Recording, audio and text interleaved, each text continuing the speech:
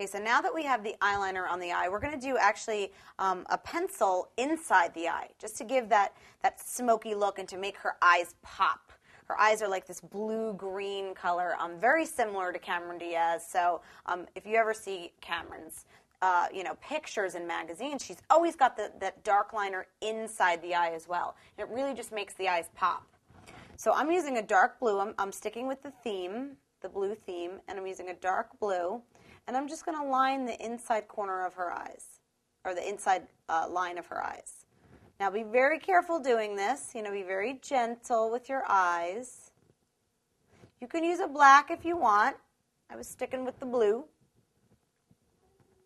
And now you can see a tremendous difference already right now from the one eye to the other. It just really makes it pop, and it gives that smoky, sexy look. I'm also going to add a highlight in the inside corner of the eye. I'm going to use the same color shroom that we used as a base, that champagne color. And I'm going to do a highlight in the inside corner of the eye. And that's also going to make the eye pop and seem bigger. Now look at the difference already those two things made in the eye, one versus the other.